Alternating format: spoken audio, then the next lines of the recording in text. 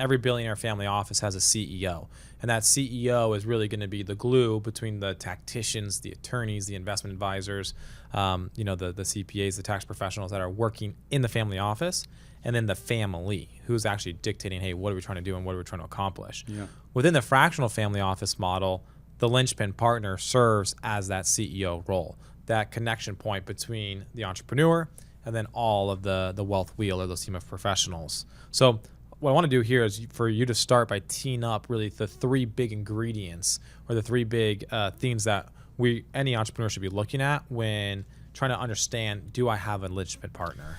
Yeah, before I do that, I was just thinking of a good analogy for this, and that would be the general contractor if you're building a home. If you're building a home and you say, gee, I don't really know how to frame a house. I don't really know how to pour the foundation. I don't really know how to do the drywall and the roof and all those different things. You'd hire a general contractor who knows how to do all those things.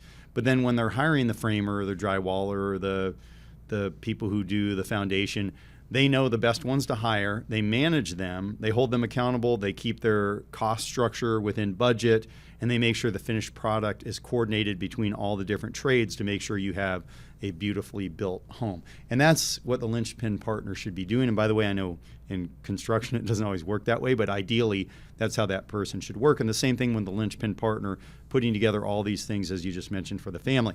So the three things that you need in a linchpin partner is, first, you need a specialty. You do not want a linchpin partner who doesn't specialize in only work with entrepreneurs. So if you're working with a firm who says, hey, we help people who inherited their money, we help people who are entrepreneurs, we help people who got their money through divorce, we help people who won the lottery, right? Those are generalists. You want to work with a firm that only specializes in working with entrepreneurs. So why is that? It's because with specialty comes our expertise.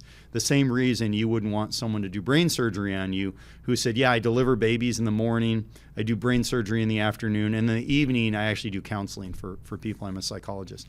So you want a specialty in that area where you need that kind of work. So making sure that that firm has specialty and works only with entrepreneurs.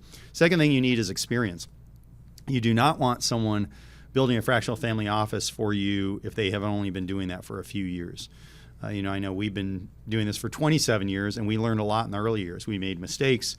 We fumbled the ball a few times, but that helped create the knowledge and the wisdom that we utilize today. So that's the second piece. And then the third is a fiduciary standard of care. That's a fancy legal term that just says that that firm has to put your interest ahead of their own by law. However, that term has been bastardized a lot over my time in the industry over the last 31 years, because what a lot of even the big brokerage firms and banks figured out is people like that term fiduciary. They like to think that someone has a legal obligation to them. So then they started doing things like dual registration, where you wear a hat of a fiduciary part of the time, but then you wear a hat of a broker or a salesperson the other part of the time. And I've never seen advisors who say, oh, wait, time out, I'm taking off my fiduciary hat, putting on my sales hat, so now you got to be careful and you maybe need other representation, or you need to think twice before you move forward with anything. So the fiduciary standard of care is critically important. As you know, we put our flag in the ground years ago, and unlike any firm that I know, we never take commissions, we never take hidden payments on private deals or any other compensation. We never take referral fees, and we're not an asset gathering firm. So what happens a lot in this space is you have people who are fiduciaries even, let's say they are fiduciaries, but they're asset gatherers, which means their revenue all comes from gathering your assets and investing your money.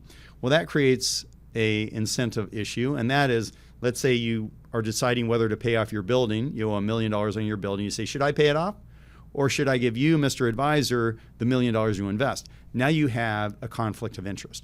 And what you want to do with your linchpin partner is make sure the conflicts of interest are as eliminated as they possibly can be. And that's why, of course, we do a retainer fee so that we don't have that conflict.